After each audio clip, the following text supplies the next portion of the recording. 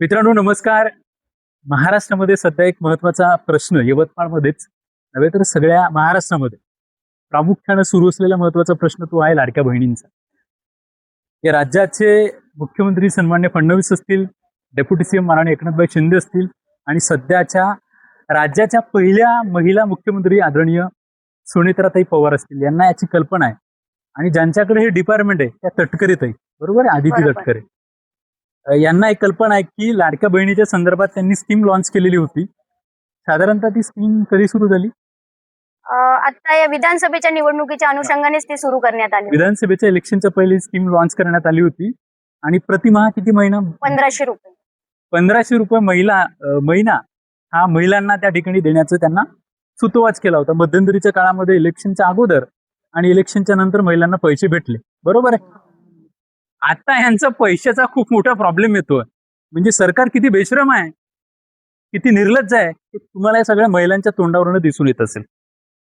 जी सध्याचं जे सरकार आहे महाराष्ट्रामधलं अत्यंत फोकांड्या सरकार आहे म्हणायला काय हरकत नाही. आदरणीय मनीषाताई काटे महिलांच्या लाडक्या बहिणींच्या संदर्भाने गेल्या 1.25 महिन्यापासून लढतायत कॉन्स्टंटली. कळंब असेल, मारेगाव असेल, जो तहसील असेल यवतमाळ मधला. आता या सगळ्या महिला यवतमाळमध्ये बालकल्याण डिव्हिजन जे आहे जिल्हा परिषद मधलं त्या ठिकाणी आलेले आहेत. मनीषाताई काटे यांचा मला फोन आला होता या विषयाच्या संदर्भाने. आपण पाहू शकता या ठिकाणी बाळ आहे आणि बाळासोबत आई पण आहे. सरकार किती म्हणजे खोटपणाची काहीतरी हद्द असते. अरे तुम्ही स्कीम लॉन्च करण्याची काहीच गरज नव्हती. आज ह्या सगळ्या महिला कामधंदे सोडून वणवण करत स्वतःच्या खिशातले पैसे खर्च करून अपडाऊन करतायत. आणि यांचा एकच प्रश्न आहे की बाबा आमचे पैसे आम्हाला कधी देता. एकनाथ शिंदे तर म्हणाले होते की बाबा आम्ही कधीच बंद पडू देणार नाही, असं करत नाही, बरोबर आहे, बोलले होते एकनाथ शिंदे. एकनाथ शिंदे म्हणाले होते की बाबा आम्ही लाडक्या बहिणींचा भाऊ आहे, काळजी करू नका. सब फोकंड आहे. एकनाथभाई शिंदे यांना शोभत नाही, मला तरी असं वाटतं. सेकंडली यवतमाळ जिल्ह्याचे सन्मान्य पालकमंत्री यवतमाळमध्ये राहतात. आता याच्यामध्ये बऱ्याचशा महिला धारवाड डिग्रसनेर मधल्या आहेत की नाही? थोडं जोरात बोला ना. धारवाड डिग्रसनेर मधल्या पण महिला आहेत. पालकमंत्री हे जिल्ह्याचे खऱ्या अर्थानं मिनी मुख्यमंत्री असतात. त्यांच्या मतदारसंघामधल्या बाया इथं बिचाऱ्या आल्यात. माऊली तुम्ही कुठच्या? ही माऊली डिग्रसवरून आली बिचारी. केवढी मोठी शोकांतिका आहे. या सगळ्या विषयाच्या संदर्भानं प्रॉपर माहिती देण्यासाठी माझ्यासोबत मनीषा काटे आहेत. थोडं सांगाल काय लढा हा, किती दिवसापासून तुम्ही एकंदर लढताय, महिलांना न्याय मिळेल की नाही, काय प्रश्न आहे? आम्ही दिनांक 6 एप्रिल 2026 जे पहिलं आमचं कळंब तालुक्यामध्ये आंदोलन झालं ते 6 एप्रिलला आम्ही केलेलं आहे. बरोबर आहे. याच्यामध्ये आपलं कळंब किंवा यवतमाळ जिल्हाच नव्हे तर महाराष्ट्रामध्ये जवळपास 70 लाख महिला या लाडक्या बहीण योजनेपासून वंचित आहेत. त्यांनी 31 डिसेंबर 2025 जे ई-केवायसी साठी तारीख दिली होती, त्या तारखेमध्ये मोठ्या मुदतीमध्ये अशा लाखो महिला आहेत ज्यांना वेगवेगळे अनेक समस्या तेव्हा निर्माण झाल्या. सर्व्हरचा प्रॉब्लेम झाला, ओटीपीचा झाला, काहींना माहितीच्या अभावामुळे म्हणा किंवा कोणी सायबर कॅफेला गेला तेव्हा लाईटच नव्हती. अशा अन्य वेगवेगळ्या कारणामुळे तेव्हा त्यांची मुदतीमध्ये ई-केवायसी होऊ शकली नाही. तर त्यांनी जी 31 डिसेंबर 2025 ही मुदत तारीख दिली होती, त्या तारखेमध्ये अशा लाखो महिला आहेत ज्यांनी ई-केवायसी केली नाही, म्हणून या सरकारने त्यांना अपात्र केलेलं आहे. म्हणजे डिसेंबर पर्यंत या सर्व महिलांना पैसे आले, पण जानेवारी महिन्यापासून यांना कोणालाही पैसे आलेले नाही. इलेक्शनच्या अगोदर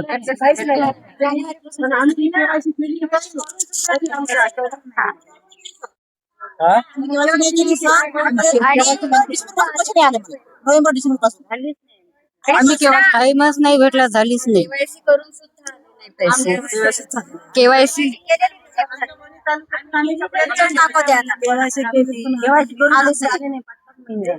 आता 6 महिने झाले. जानेवारी महिन्यापासून.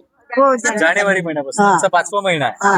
आता 6वा लागेल 2-3 दिवसामध्ये. आणि आता परत दुसरं कारण गव्हर्नमेंटने हे शोधलेलं आहे. पहिले तर ई-केवायसी केली नाही म्हणून लाखो महिला वगळल्यात, आणि आता दुसरं त्यांनी एक कारण शोधलेलं आहे RTR रिलेटिव्ह.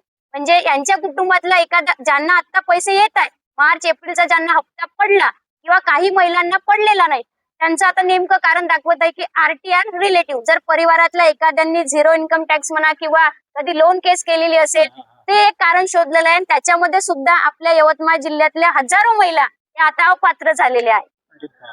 नाही मॅडम, आम्हाला लोन केसची आवश्यकता होती तेव्हा आम्ही लोन केस केलं, त्यामुळे मला अपात्र ठरवलंय. गरीबाले द्यायला पाहिजे ना. गरीबाले 6-6 महिने नाही. आम्ही लंगडा वावर नाही शेत नाही आम्ही.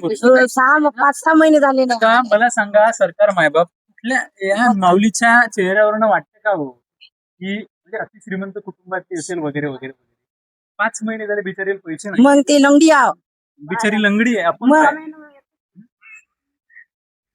हे किती मोठं दुःख सरकारचं आहे, म्हणजे किती मोठं दुःख या लोकांचं आहे.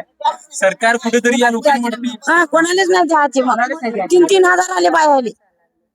3-3 हजार आले आम्हाला मिळत आहे, ज्यांना आवश्यकता नाही त्यांना मिळत आहे. त्याला नाही आले.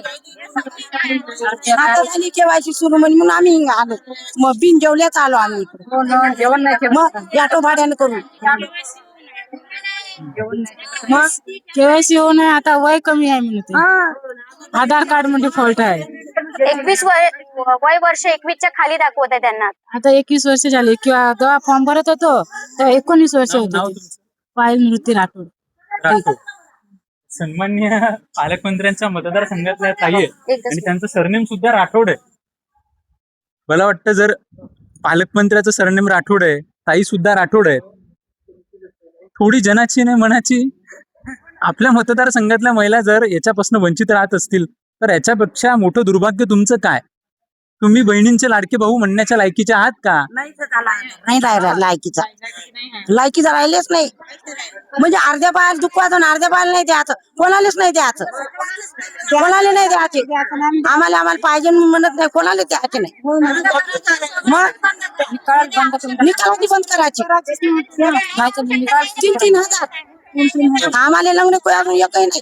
6 महिने झाले. म्हणजे सरकारने एकतर ही स्कीम सुरू ठेवली पाहिजे, नाही तर बंद केली पाहिजे, नाही तर सर्व महिलांना समान पैसे दिले पाहिजे. अगोदरच्या सिच्युएशन मध्ये तुम्ही सगळ्या महिला एलिजिबल केल्या, आता असं म्हणताय की असं तसं कारण देऊन त्यांना तुम्ही निग्लेक्शन मध्ये टाकताय. पैसे जास्त श्रीमंत लोकांनी मोठे पैसे येते, गरीब लोकांना पैसेच कसे येत नाही. मग काय सांगाल मनुष्यताई? आम्ही वारंवार मुख्यमंत्री माझी लाडकी बहीण योजनेच्या संदर्भामध्ये आम्ही यवतमाळ जिल्ह्यामध्ये वारंवार आंदोलन करतोय. दिनांक 6 एप्रिलला मोठं आंदोलन झालं. दिनांक 19 एप्रिलला आपण मोठं आंदोलन केलेलं आहे. आता दिनांक 1/6/2026 जिल्हाधिकारी कार्यालयामध्ये सर्व महिला आम्ही धडकणार आहोत. आमच्या 2 मागण्या आहेत की ज्या महिलांनी 31 डिसेंबर 2025 या मुदतीमध्ये ई-केवायसी केलेली नाही त्या संबंध महिलांना तुम्ही एक संधी द्यावी, म्हणजे मुदतवाढ देण्यात यावी. आणि दुसरा विषय हा आहे की जो आता यांनी नव्याने सुरू केला आहे की RTR रिलेटिव्ह, हा जे तुम्ही अपात्रतेचं कारण दाखवलेलं आहे त्याच्यामध्ये तुम्ही महिलांची चाचपणी करावी की खरंच ती महिला RTR रिटर्न आहे किंवा नाही. संबंधित काहीही तुम्ही कागदपत्र न पाहता किंवा काहीही शहानिशा न करता तुम्ही असंख्य हजारो महिला ह्या RTR रिलेटिव्ह या कारणामुळे अपात्र केलेल्या आहे. याची सुद्धा तुम्ही शहानिशा करावी. आणि या तुमच्या व्हिडिओच्या माध्यमातून आमचं समस्त यवतमाळ जिल्ह्यातील लाडक्या बहिणींना आव्हान आहे की 1 तारखेला आपण जिल्हाधिकारी